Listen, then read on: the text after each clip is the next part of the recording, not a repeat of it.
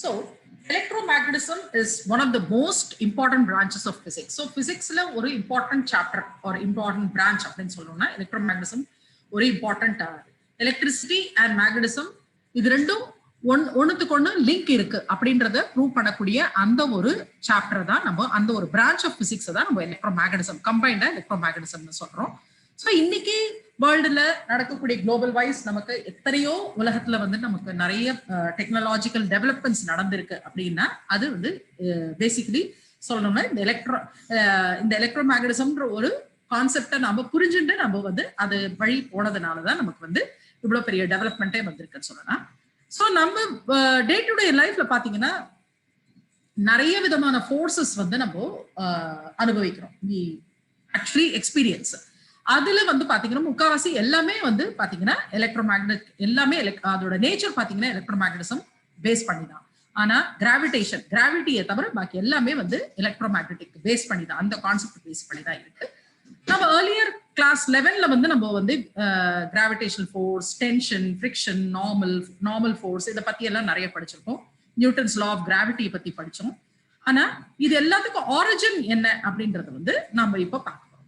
இப்போ இது எல்லாத்துக்கும் ஆரிஜின் வந்து இப்ப பார்த்தோன்னா கிராவிட்டியை தவிர பாக்கி எல்லாம் நம்ம டே டு டே லைஃப்ல நடக்கக்கூடிய, அதாவது tension in string, normal force from அதாவது சர்ஃபேஸ்ல இருக்கக்கூடிய அந்த நார்மல் ஃபோர்ஸ், ஃப்ரிக்ஷன், இது எல்லாமே வந்து பாத்தீங்கன்னா டே டு டே லைஃப்ல இருக்கிறது எல்லாமே இது எலக்ட்ரோமேக்னெட்டிக் ஃபோர்ஸ். அதாவது ஒவ்வொரு பொருளுமே ஆட்டம்ஸால உருவாக்கப்பட்டது தான் நமக்கு தெரியும். அந்த ஆட்டம்ஸ்ல வந்து நடக்கக்கூடிய அந்த மாறுதல்கள் தான் வந்து எலக்ட்ரோமேக்னெட்டிக் ரேடியேஷன்ஸா வருது. சில எக்ஸாம்பிள்ஸ் நம்ம பார்க்கலாம். இப்போ ஒரு ஆப்ஜெக்டை நம்ம புஷ் பண்றோம்னு வச்சுக்கோங்க. அந்த ஆட்டம்ஸ் வந்து நம்ம கையில வந்து என்ன ஆகுது, நம்ம கையில சில விதமான ஆட்டம்ஸ் இருக்கு, அந்த ஆப்ஜெக்ட்ல சில விதமான ஆட்டம்ஸ் இருக்கு. இது ரெண்டும் இன்டராக்ட் பண்றதுனால அது என்ன ஆகுது, பேசிக்கலி அது எலக்ட்ரோமேக்னெட்டிக்கா இருக்கிறதுனால இந்த ஒரு மாறுதல் உருவாகுது. ஸோ அதே மாதிரி இப்போ நம்ம எர்த்தோட சர்ஃபேஸ்ல இருக்கோம். அந்த கிராவிடேஷனல் ஃபோர்ஸ் வந்து நம்மள, அந்த புவி ஈர்ப்பு சக்தி வந்து நம்மள டவுன்வர்ட்ஸ், அதாவது கீழ் நோக்கி நம்மள இழுக்குது. அண்ட் நார்மல் ஃபோர்ஸ் பாத்தீங்கன்னா அது வந்து அதோட ஆக்ஷன் பாத்தீங்கன்னா அது மேல் நோக்கி இருக்கு. ஸோ இது ரெண்டு கவுண்டர் பேலன்ஸ் ஆறதுனாலதான் அந்த கிராவிடேஷனல் ஃபோர்ஸை கவுண்டர் பேலன்ஸ் பண்ணக்கூடியது நம்மளுடைய வெயிட். இதுதான் வந்து origin of the normal force சொல்லலாம். நார்மல் ஃபோர்ஸுக்கு மூல ஆதாரம்னு சொல்லலாம். So electromagnetic interaction of atoms, அதாவது சர்ஃபேஸ்ல இருக்கக்கூடிய, சர்ஃபேஸ் ஆஃப் த எர்த்ல இருக்கக்கூடிய அந்த ஆட்டம்ஸ் வந்து இந்த மற்ற பொருட்களுடைய ஆட்டம்ஸோட இன்டராக்ட் பண்றதுனாலதான் இப்போ நாம நிக்கிறோம்னு வச்சுக்கோங்களேன், நம்மளோட ஃபீட்ல இருக்கக்கூடிய, நம்ம பாதத்துல இருக்கக்கூடிய அந்த ஆட்டம்ஸ் வந்து இந்த எலக்ட்ரோமேக்னெட்டிக், இந்த சர்ஃபேஸ்ல இருக்கக்கூடிய எர்த்தோட சர்ஃபேஸ்ல இருக்கக்கூடிய அந்த ஆட்டம்ஸோட இன்டராக்ட் பண்ணறதுனால நமக்கு பலவித மாறுதல்கள் உண்டாகிறது. இதுதான் வந்து புவியீர்ப்பு சக்தி அப்படின்றது ஒரு கான்செப்ட், புவியீர்ப்பு சக்தியோட கான்செப்ட்னு கூட சொல்லலாம்.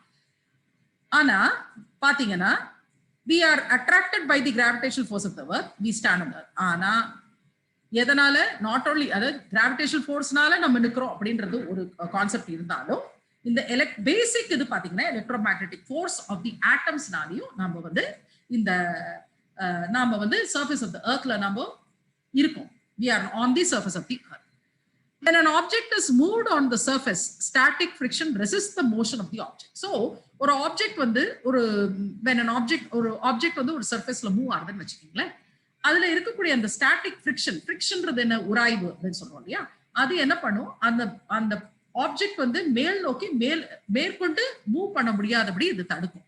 இந்த ஸ்டாட்டிக் ஃப்ரிக்ஷன் வந்து எதனால வருதுன்னா, இந்த electromagnetic interaction between the atoms present in the object. So அந்த ஆட்டம்க்கும் அந்த ஆப்ஜெக்ட்டுக்கும் இருக்கக்கூடிய அந்த ஆட்டம்ஸோடைய இன்டராக்ஷனால தான் இந்த மாதிரியான ஒரு ஸ்டாட்டிக் ஃப்ரிக்ஷன் இருக்கு. ஸோ கைனடிக் ஃப்ரிக்ஷனுக்கும் இதே மாதிரியான ஒரு ஆரிஜினும் இருக்கு. இந்த எக்ஸாம்பிள்ஸ்ல இருந்து நமக்கு ரொம்ப கிளியரா தெரியும் தட் எலக்ட்ரோமேக்னடிசம் இஸ் ரொம்ப ரொம்ப லைஃபுக்கு ஒரு முக்கியமான, ஆர் யூனிவர்ஸை பத்தியோ நம்ம எந்த விதமான ஒரு ஸ்டடியை பத்தியும் நமக்கு தெரியணும், அதை பத்தி மேற்கொண்டு நமக்கு நல்லா புரியணும் அப்படின்னா எலக்ட்ரோமேக்னடிசம் நல்லா புரிஞ்சுக்க வேண்டியது, அதோட கான்செப்டை புரிஞ்சுக்க வேண்டியது ரொம்ப ரொம்ப அவசியம்.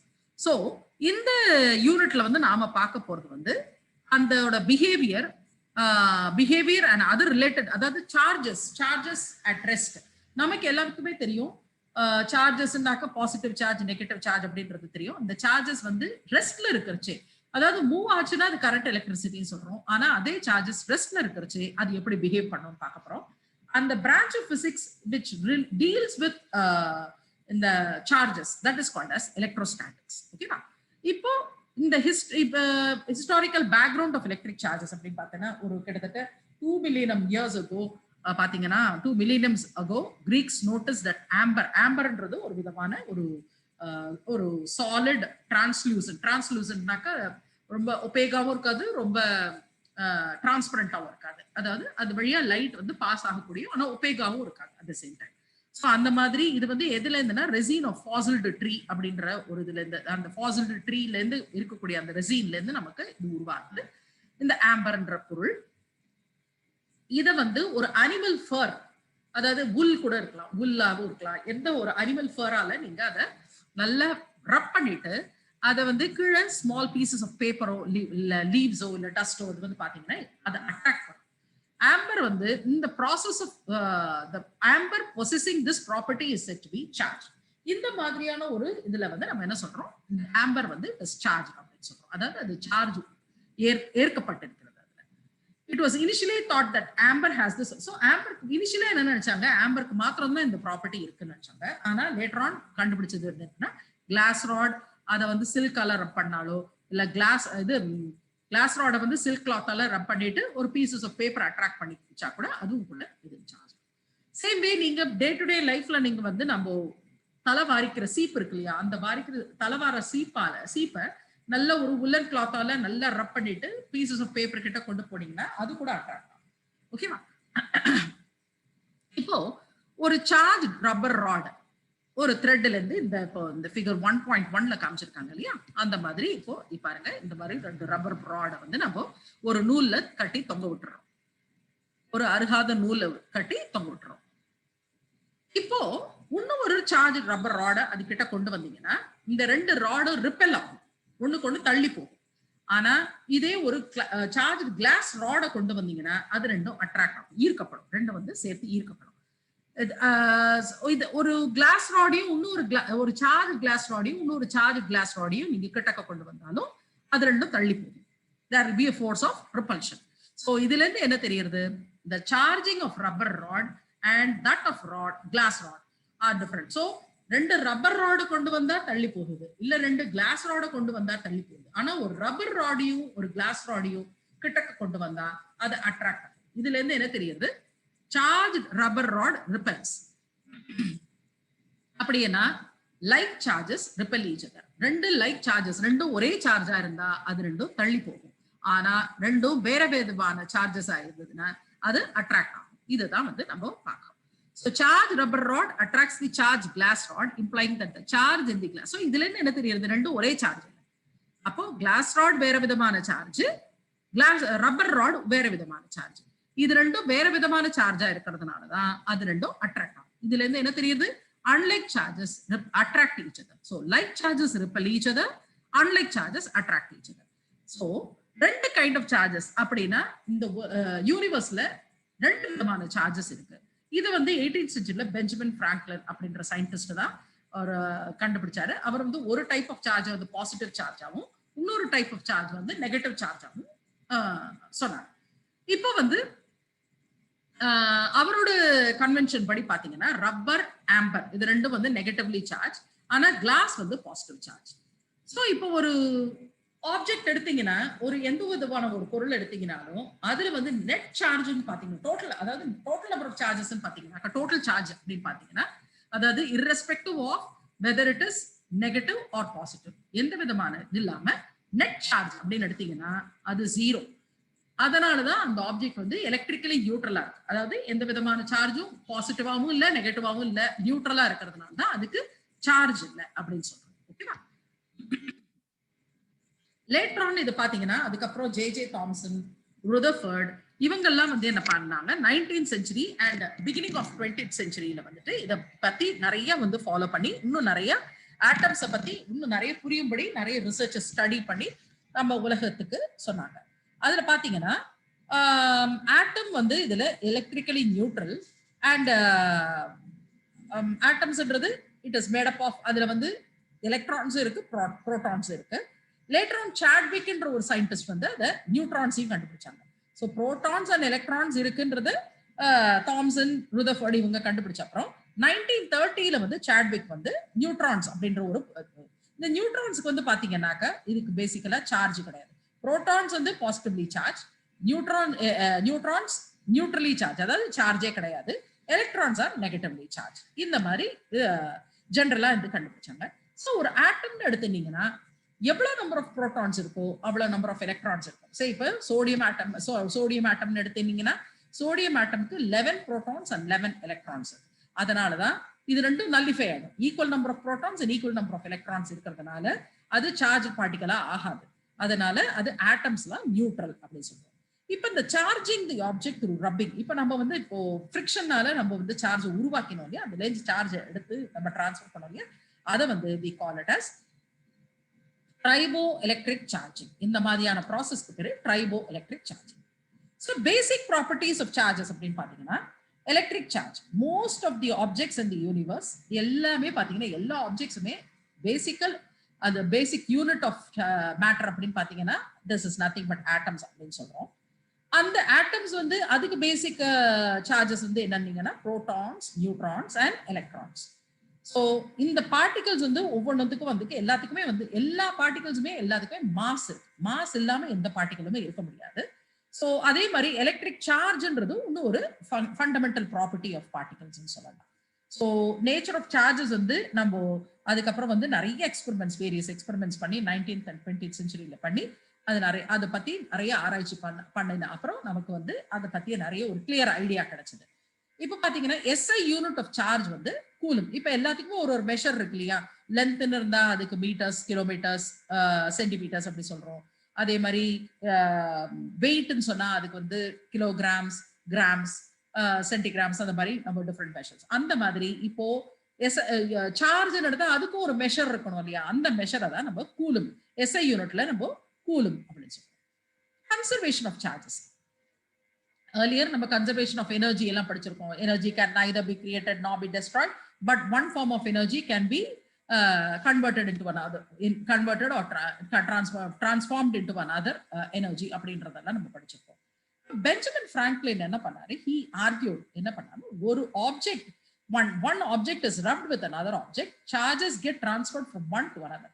ஒரு ஆப்ஜெக்ட்ல இருந்து இன்னொரு ஆப்ஜெக்ட்டுக்கு இந்த சார்ஜஸ் வந்து டிரான்ஸ்ஃபர் ஆகுது இல்லையா. அப்போ பாத்தீங்கன்னா அதாவது நம்ம அதை ரப் பண்றதுக்கு முன்னாடி பாத்தீங்கன்னா ஆப்ஜெக்ட்ஸ் வந்து எலக்ட்ரிக்கலி நியூட்ரல், அதாவது எத்தனை நம்பர் ஆஃப் எலக்ட்ரான்ஸ் இருக்கோ அத்தனை நம்பர் ஆஃப் புரோட்டான்ஸ் இருக்கு. இப்போ இதை ரப் பண்றதுனால என்ன ஆகுதுன்னா இந்த சார்ஜஸ் வந்து சிம்பிளி சொல்லணும்னா இது வந்து it is now getting transferred, ஒரு ஆப்ஜெக்ட்ல இருந்து இன்னொரு ஆப்ஜெக்ட்டுக்கு மூவ் ஆகும். ஃபார் எக்ஸாம்பிள் இப்ப நம்ம கிளாஸ் ராட வந்து சில்க் கிளாத் வச்சு ரப் பண்ணோம் இல்லையா, அப்ப என்ன ஆகுதுன்னா சில நெகட்டிவ் சார்ஜஸ் வந்து it is transferred to glass, from glass to silk. Okay, negative charge வந்து glassல இருந்து silkக்கு transfer ஆகும். அதனால என்ன ஆயிடுது, இப்போ glass rod வந்து positively charged and silk cloth now become negatively charged. So இந்த observationsல இருந்து நம்ம ஒரு conclusionக்கு வரலாம். என்னன்னா charges are neither created or nor be destroyed but can only be transferred from one object to another. So charges உருவாக்கப்படவும் முடியாது, அதை அழிக்கவும் முடியாது.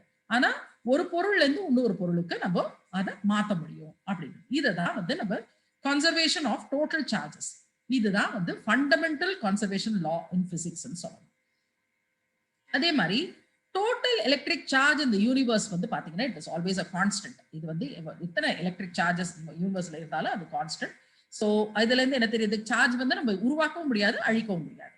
எந்த ஒரு பிசிக்கல் ப்ராசஸ்லயுமே பாத்தீங்கன்னா the net change in charge, net charge வந்து will always be zero. Third property வந்து பாத்தீங்கன்னா quantization of charges. Quantization அப்படின்னா என்ன, இப்போ நம்ம இந்த நேச்சர்ல நம்ம எந்த விதமா ஸ்மாலஸ்ட் அமௌண்ட் ஆஃப் சார்ஜ் அப்படின்னு பாத்தீங்கன்னாக்க நம்ம ஆல்ரெடி புரோட்டான்ஸ் அண்ட் எலக்ட்ரான்ஸ் பார்த்தோம். புரோட்டான்ஸ் வந்து -e அப்படின்ற ஒரு லெட்டர்னால டினோட் பண்றோம். அதே மாதிரி புரோட்டான்ஸை +e லெட்டர்னால டினோட் பண்றோம். ஸோ ஈன்றது ஜெனரலா ஈன்னு சொன்னா அது ஃபண்டமெண்டல் யூனிட் ஆஃப் சார்ஜ் அப்படின்னு சொல்லலாம். So charge on any object பாத்தீங்கன்னா it was always an integral multiple of this fundamental unit of charge. So q chargeன்றது q நம்ம denote பண்ணனா q is equal to n times e. ன்றது fundamental unit of charge ன்னு பார்த்தோம். அப்ப n ன்றது என்ன? n வந்து எந்த வேல்யூ வேணா எடுத்துக்கலாம். 0 plus or minus 1 plus or minus 2 plus or minus 3 plus or minus 4 அந்த மாதிரி எத்தனை விதமான சார்ஜஸ் வேணா போகலாம். இது வந்து பாத்தீங்கன்னா ஃபிராக்ஷன்ல இருக்க முடியாது, டெசிமல்ஸ்ல இருக்க முடியாது, ஹோல் நம்பர்ஸ்ல மாத்திரம் தான் இருக்க முடியும். ஓகேவா? It can only be in whole numbers. இதை வந்து நம்ம மற்ற ஃபிராக்ஷன்ஸ்லயோ டெசிமல்ஸ்லயோ இதை ரெப்ரசென்ட் பண்ணவே முடியாது. இந்த ப்ராப்பர்ட்டியை தான் நம்ம quantization of electric charge. Later on பாத்தீங்கன்னா ராபர்ட் மில்லிகன் அவரோட ஃபேமஸ் எக்ஸ்பெரிமெண்ட் வச்சு அவர் வந்து ஈயோட வேல்யூ வந்து 1.6 in 10 to the power of minus 19 coulombs அப்படின்றத கண்டுபிடிச்சார். The charge of an electron பாத்தீங்கன்னா அது வந்து it is equal to minus 1.6 in 10 to the power of minus 19 coulomb அப்படின்றத கண்டுபிடிச்சார். And charge of the proton பாத்தீங்கன்னா இப்போ புரோட்டானும் எலக்ட்ரானும் வந்து ரெண்டும் சேம் தான், ஆனா மேக்னிடியூட் வைஸ் வந்து இது வந்து பிளஸ்னா அது மைனஸ், அவ்வளவுதான். எலக்ட்ரான் வந்து நெகட்டிவ்னா புரோட்டான் வந்து பாசிட்டிவ். ஸோ சார்ஜ் வைஸ் ரெண்டுத்துக்கும் சேம் தான். Plus 1.6 into 10 to the power of minus 19 coulombs. Mass தான் different. Mass of the electron is lesser than that of the proton. Okay. So but charge வந்து ரெண்டுத்துக்கும் same தான், அது ஞாபகம் வச்சுக்கோங்க. When a glass rod is rubbed with silk cloth, glass rod வந்து ஒரு silk cloth வச்சு ரப் பண்ணீங்கன்னா number of charges transferred is usually very large. சொல்லப்போனா 10 to the power of 10 வரைக்கும் வந்து அந்த அளவு அவ்வளோ நம்பர்ஸ் வந்து டிரான்ஸ்ஃபர் ஆகலாம். ஸோ அதனால charge quantization is not appreciable at macroscope. So charge quantization அப்படின்றது ஒரு பெரிய லெவல்ல வந்து நம்ம ஒரு ஆட்டம் அப்படின்றது ஒரு ரொம்ப ரொம்ப ரொம்ப ரொம்ப ஒரு ஸ்மால் யூனிட். அந்த ஒரு இப்போ உங்களோட ஒரு கையில நீங்க ஒரு போன் வச்சிருக்கீங்க, அந்த ஐபோன் ஏதாவது ஒரு போன் வச்சிருக்கீங்க, அந்த போன் வந்து பாத்தீங்கன்னா ரொம்ப ரொம்ப பெரிய மாஸ். அதுல ஆட்டம்ஸ்ன்றது நிறைய இருக்கும். Number of atoms will be more அந்த இதை கம்பேர் பண்றச்சு இல்லையா? ஸோ அப்ப ஆட்டம்ஸ்ன்றது மைக்ரோஸ்கோபிக் லெவல், அந்த போன்ன்றது மேக்ரோஸ்கோபிக் லெவல். ஸோ நீங்க நினைச்சுக்கலாம், இப்போ இது வந்து ஆட்டம்ஸ் வந்து மைக்ரோஸ்கோபிக் லெவல்ல இருக்குன்னா இதை பத்தி நம்ம படிக்க வேண்டிய அவசியம் என்ன? இது வந்து இதுக்கு இவ்வளவு முக்கியத்துவம் கொடுக்கணுமா அப்படின்றது பாத்தீங்கன்னா yes, quantization plays an important role. இது எப்படின்றது இந்த ஒரு எக்ஸாம்பிள் சம்ல பாருங்க. Calculate the number of electrons in 1 coulomb of negative charge. இப்போ இந்த இது படி பார்த்தா, இந்த தியரி படி பாத்தீங்கன்னா குவான்டிசைசேஷன் ஏற்கனவே நம்ம பார்த்தோம் Q is equal to NE ன்னு பார்த்தோம். இங்க Q வந்து 1 coulomb எடுத்துக்கலாம். Number of electrons in 1 coulomb of charge வந்து N is equal to Q by E, which is equal to Q வந்து எவ்வளவு 1 coulomb, E எவ்வளவு 1.6 in 10 to the power of minus 19. இத டிவைட் பண்ணி பாத்தீங்கன்னா 6.25 in 10 to the power of 18 electrons. அப்படின்னா imagine பண்ணுங்க, 6.25 in 10 to the power of 18 electrons அப்படின்னா என்ன ஆகும்? It is going to be very very very large. ஓகேவா? சோ அதனாலதான் இது இவ்வளவு முக்கியத்துவம் வாய்ந்தது. இந்த எக்ஸாம்பிள் இருந்து நீங்க புரிஞ்சுப்பீங்க இந்த குவான்டிசைசேஷன்றது எவ்வளவு முக்கியம். அடுத்தது கூலம்ஸ் லா. ஜெனரலாவே எலக்ட்ரோஸ்டாட்டிக்ஸ் வந்து நீங்க மேக்னடிசம், கிராவிடேஷன் இந்த லெசனோட லிங்க் பண்ணி படிச்சீங்கன்னா இன்னும் ஈஸியரா இருக்கும். ஏன்னா நிறைய ப்ராப்பர்ட்டிஸ், நிறைய ஃபார்முலா, டெஃபினிஷன்ஸ், இதெல்லாம் டிரைவேஷன்ஸ் எல்லாமே பாத்தீங்கன்னா நிறைய வந்து கிராவிடேஷன்லயும் மேக்னடிசம்லயும் நீங்க படிச்ச அதே மாதிரியே நிறைய வரும். அதனால அந்த லெசன்ஸோட லிங்க் பண்ணி படிச்சீங்கன்னா உங்களுக்கு இன்னும் ஈஸியரா இருக்கும். ஓகேவா? இப்போ கூலம்ஸ் லா. இப்போ 1786ல வந்து கூலம் வந்து he deduced the expression for the force between two stationary point charges in vacuum and or free space. அதாவது ரெண்டு ஃபோர்ஸ் வேக்யூம்ல இல்ல ஒரு ஃப்ரீ ஸ்பேஸ்ல ரெண்டு ஃபோர்ஸ் இருக்குன்னா, சே Q1 and Q2, இந்த ரெண்டும் வந்து ரெஸ்ட்ல இருக்கு வேக்யூம்ல. இது ரெண்டுத்துக்கும் உள்ள டிஸ்டன்ஸ் வந்து r ன்னு வச்சுக்கலாம், இந்த டயகிராம்ல காமிச்சிருக்கிற மாதிரி. ஸோ கூலம்ஸ் லா படி என்னன்னா, the force on the point charge Q2 exerted by another point charge Q1 is F of 21 is equal to F21. F of 21 ல F21 இது vector quantity, force vector quantity உங்களுக்கு தெரியும், அதனால மேல வெக்டர் குவாண்டிட்டி போட்டுக்கோங்க, is equal to K into Q1 Q2 by R squared into R12 cap. அப்படின்னா என்ன அர்த்தம்? ஃபோர்ஸ் F21 அதாவது F12 F121 அதாவது இப்போ ரெண்டு சார்ஜ் இருக்கு, இந்த ரெண்டு சார்ஜஸ்லயும் Q1 Q2 இருக்கு. அப்போ இது ரெண்டுத்துக்கும் வந்து பாத்தீங்கன்னா இப்போ ஃபோர்ஸ் வந்து due to second object or force due to the force on one with respect to two or force on two with respect to one. அந்த மாதிரி எடுக்கலாம். ஒன்னுனால ரெண்டு, அதாவது ஃபோர்ஸ் வந்து ஆப்ஜெக்ட் ஐ மீன் சார்ஜ் ஒன்னுனால வரலாம், இல்ல சார்ஜ் டூனால F12 அப்படின்னாக்க force with of 2 with respect to 1. F21 னா force of 2 with respect to 1. அந்த மாதிரி எடுத்துக்கிறோம். ஓகேவா? சோ அந்த டிஸ்டன்ஸ் வந்து R12 னு எடுத்துக்கிறோம். இது ரெண்டு, அதாவது R12 னா 1 with respect to 2.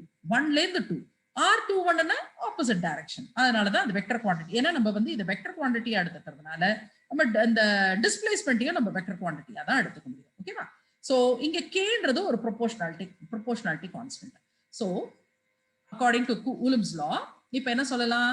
Force of attraction or repulsion is directly proportional to the product of the charges and inversely proportional to the square of the distance between them. இத link பண்ணி தான் K into Q1 Q2 by R squared ன்னு சொன்னாங்க.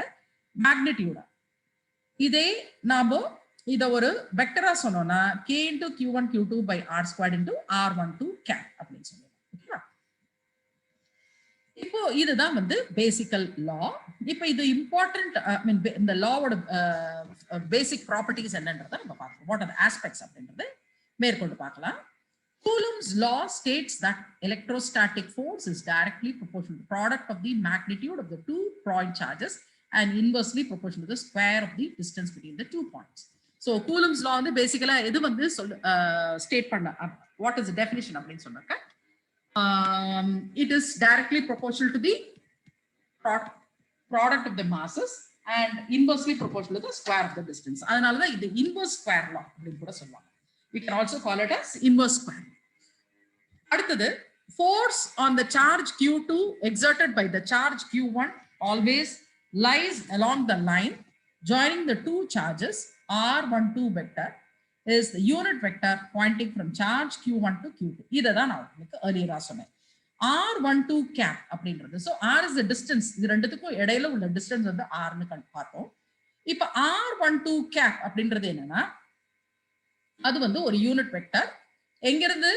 the displacement. ஏன்னா இப்ப நம்ம vector குவாண்டிட்டின்னு எடுத்ததுனால we are now அது இப்ப நம்ம பார்க்க போறது வந்து டிஸ்பிளேஸ்மென்ட் தான். எதுல இருந்து? Q1 to Q2. சோ அதுதான் இந்த டயகிராம்ல காமிச்சிருக்காங்க. அதே மாதிரி force on the charge Q1 exerted by Q2 is along minus R12 cap. So இது வந்து நெகட்டிவ் வெக்டர் ஆயிடும். ஏன்னா இதோட டைரக்ஷன் வந்து opposite to that of R.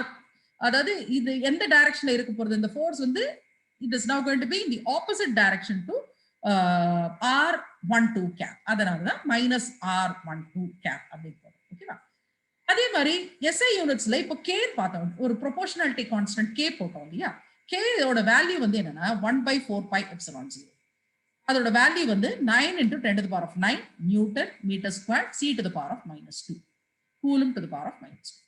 இங்க இந்த எப்சிலான் 0 4 pi epsilon 0 இருக்கு. அந்த எப்சிலான் 0ன்றது என்னன்னா permittivity of free space or vacuum. அதாவது வேக்யூம்லயோ இல்ல ஃப்ரீ ஸ்பேஸ்லயோ எவ்வளவு எலக்ட்ரான்ஸ் எவ்வளவு சார்ஜஸ் அதால பெர்மிட் பண்ண முடியும் அப்படின்றது தான் இந்த எப்சிலான் 0. அதோட வேல்யூ வந்து epsilon 0 is equal to 1/4 pi k.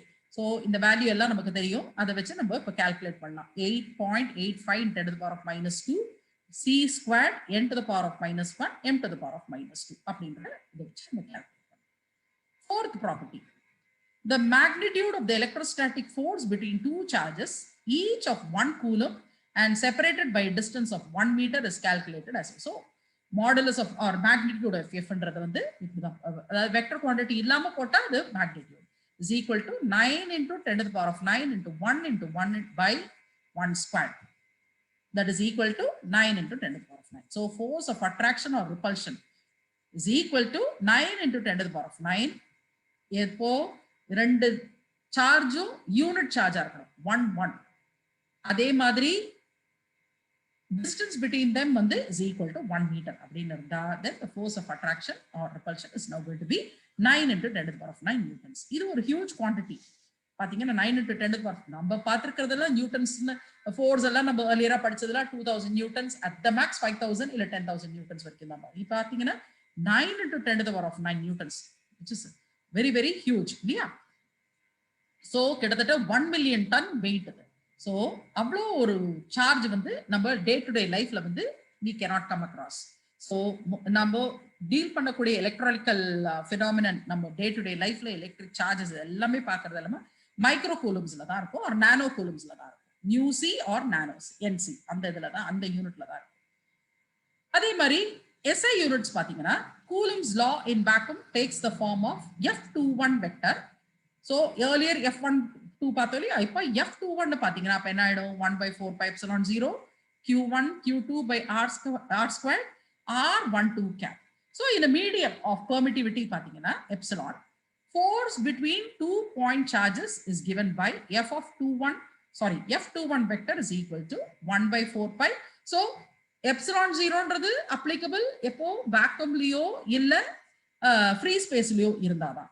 ஆனா வெறும் எப்சிலான் அப்படின்னு போட்டோம்னா 1/4π எப்சிலான் தான். எப்சிலான் 0 போடக்கூடாது, எப்சிலான் போட்டா அது மீடியம்ல அர்த்தம். So Q1 Q2 by R squared into R12 cap. இப்போ எப்சிலான்றது வந்து எப்சிலான் 0 ஜாஸ்தி. Epsilon is greater than epsilon 0. So the force between 2 point charges in a medium other than vacuum இது வந்து will always be lesser than that in vacuum. ஓகேவா? So அதனால இது எப்படி define பண்ணலாம்னா epsilon R is equal to epsilon by epsilon 0. So வேக்யூம்லயோ ஏர்லயோ epsilon ஆர்ன்றது 1ன்றதுனால அபவுட் அதர் மீடியா எல்லாத்துக்குமே epsilon R is greater than 1. இதை நல்லா ஞாபகம் வச்சுக்கணும். ஓகேவா? இப்போ 6th aspect, Coulomb's law has same structure has Newton's law of gravitation. இதை தான் நான் ஏர்லியரா சொன்னேன். ஸோ இப்போ இதை வந்து ரொம்ப சிமிலரா இருக்கும், கிராவிடேஷனுக்கு ரொம்ப சிமிலரா அது மாதிரியே இருக்கிறதுனால அதுக்கு லிங்க் பண்ணி நீங்க படிச்சீங்கன்னா இது ரொம்ப ஈஸியா இருக்கும். ரெண்டுமே வந்து இன்வெர்ஸ் ஸ்கொயர் லா தான். அண்ட் அதுல வந்து நம்ம gravitation படிக்கிறச்சே F is equal to G m1 m2 by R square, அதாவது product of masses divided by square of the distance between them பார்த்தோம். இங்க product of charges divided by the square of the distances பார்த்தோம். ஓகேவா? அதனால ஆனா similarities இருக்கும், ஆனா சில டிஃபரன்சஸ் இம்பார்ட்டன்ட் டிஃபரன்சஸும் இருக்கு. இப்போ கிராவிடேஷனல் ஃபோர்ஸ் பாத்தீங்கன்னா எப்பொழுதுமே அட்ராக்டிவா தான் இருக்க முடியும். ஆனா கூலம்ஸ் லான்னு பார்த்து கூலம்ஸ் ஃபோர்ஸ் பாத்தீங்கன்னா இது வந்து அட்ராக்டிவாவும் இருக்கலாம், ரிப்பல்சிவும் இருக்கலாம். எந்த விதமான சார்ஜஸா இருக்க போகுது? ரெண்டுமே பாசிட்டிவ் சார்ஜஸ்னா அப்ப ரிப்பல்சிவ், ரெண்டுமே நெகட்டிவ் சார்ஜஸ்னா அப்பவும் ரிப்பல்சிவ். ஒரு பாசிட்டிவ் ஒரு நெகட்டிவ் இருந்தா அப்போ அட்ராக்டிவ் நேச்சர். அதே மாதிரி கிராவிடேஷனல் கான்ஸ்டன்ட் G ஓட வேல்யூ வந்து 6.67 × 10⁻11 நியூட்டன் மீட்டர் ஸ்கொயர் kg × 10⁻2 பார்த்தோம். Value of constant K Coulomb's லால பாத்தீங்கன்னா K is equal to 9 × 10⁻9 newton metre square c × 10⁻2. So இப்போ பாத்தீங்கன்னா K ஓட வேல்யூ G ஓட ரொம்ப ரொம்ப ஜாஸ்தி. So the electrostatic force is always greater in magnitude than. So electrostatic ஏற்கனவே நம்ம லாஸ்ட் இயர் படிச்சிருக்கோம். இருக்கிறதுக்குள்ளேயே வீக்கஸ்ட் ஃபோர்ஸ் எதுனா கிராவிடேஷனல் ஃபோர்ஸ் தான் நம்ம பார்த்துருக்கோம். ஸோ அப்படி பார்க்கறச்சே கிராவிடேஷனல் ஃபோர்ஸ் வந்து ரொம்ப ரொம்ப கம்மி, அதோட ஃபோர்ஸ் வந்து எலக்ட்ரோஸ்டாட்டிக் ஃபோர்ஸை விட ரொம்ப ரொம்ப கம்மி. Gravitational force between 2 masses is independent of the medium. அதே மாதிரி இது மீடியம் வந்து வச்சு நம்ம பார்க்கறதே இல்லை கிராவிடேஷனல் ஃபோர்ஸ். ஆனா இங்க எலக்ட்ரோஸ்டாட்டிக் ஃபோர்ஸ் வந்து மீடியம்ன்றச்சே அது டிஃபர் ஆகும். வேக்யூம் ஆர் ஸ்பேஸ் ஃப்ரீ ஸ்பேஸை விட அது மீடியம்லயும் வந்து டிஃபர் ஆகும். It is not going to be the same. So இப்போ ஃபார் எக்ஸாம்பிள் எடுத்தீங்கன்னா 1 kg of 2 masses எடுத்துக்கிறீங்க. அது வந்து ஏர்ல இல்ல வாட்டர்ல, வாட்டருக்குள்ளேயும் இருந்தாலும் சரி, தண்ணிக்குள்ள இருந்தாலும் சரி, இல்ல வெளியில வெளியில வச்சாலும் சரி. இப்ப பாத்தீங்கன்னா கிராவிடேஷனல் ஃபோர்ஸ் வந்து இந்த 2 மாசஸ்க்கும் நடுப்புற வந்து மாறாது. முன்னாடி எப்படி இருந்ததோ அதே தான் இருக்கும். அது வந்து தண்ணியில இருந்தாலும் சரி, ஆயில்ல இருந்தாலும் சரி, இல்ல வெளியில வெளியில வெறும் ஏர் ஸ்பேஸ்ல வச்சாலும் சரி, it is not going to be the same, மாறவே மாறாது.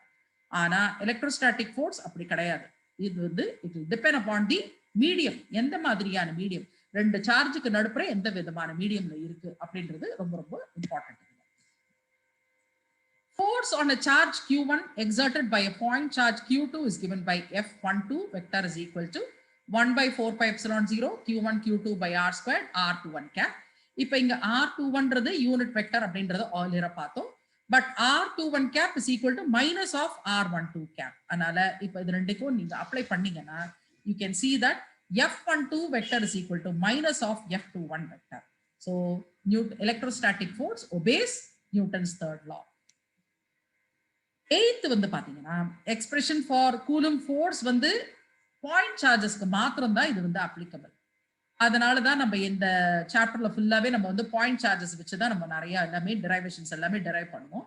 ஆனா ஆஃப் கோர்ஸ் கூலும் லா வந்து ரெண்டு charge particle charge objects whose sizes are very smaller than இப்போ வந்து பாத்தீங்கன்னா அதோட சைஸ் வந்து ரெண்டுத்துக்கும் உள்ள டிஸ்டன்ஸை விட ரொம்ப கம்மியா இருக்கு இல்லையா, அதுக்கும் நம்ம அப்ளை பண்ணலாம். Coulomb discovered his law by considering the charge spheres in a torsion balance. Actually இங்க பாத்தீங்கன்னா இந்த torsion balance இது காமிச்சிருக்காங்க அந்த எக்ஸாம்பிள் 1-2ல இதை வச்சுதான் அவர் வந்து டிரைவ் பண்ணதே. இப்போ பாத்தீங்கன்னா see ரெண்டு சார்ஜஸ் Q1 and Q2 இருக்கு. Let's say அது வந்து ரெஸ்ட்ல இருக்குன்னு சொல்லலாம். So they are separated by a distance of 1 meter. அவங்க என்ன கேக்குறாங்கன்னா calculate the force experienced by the two charges for the following cases. Q1 is equal to plus 2 microcoulombs and Q2 is equal to plus 3 microcoulombs. So இப்போ இதுல நீங்க substitute பண்ணீங்கன்னா you can now see that இப்போ first case பாருங்க. Q1 is equal to plus 2 microcoulomb, Q2 is equal to plus 3 microcoulomb, R is equal to 1. So இதுல substitute பண்ணி value கண்டுபிடிக்கலாம். So 9 into 10 to the power of 9. K oda value வந்து 1 by 4 pi epsilon 0, 9 into 10 to the power of 9 தெரியும். Into 2 into 10 to the power of minus 6 into 3 into 10 to the power of minus 6 by 1 squared. ஏன்னா along x-axis நால I vector அப்படின்னு எடுத்துக்கிறோம். So அதை simplify பண்ணா நமக்கு 54 into 10 to the power of minus 3 I vector newtons. செகண்டுக்கு வந்து பாருங்க plus 2 microcoulombs, Q2 is minus 3 microcoulombs கொடுத்திருக்காங்க. சேம் வே அதே மாதிரியே இதுல சப்ஸ்டிட்யூட் பண்ணி பாருங்க.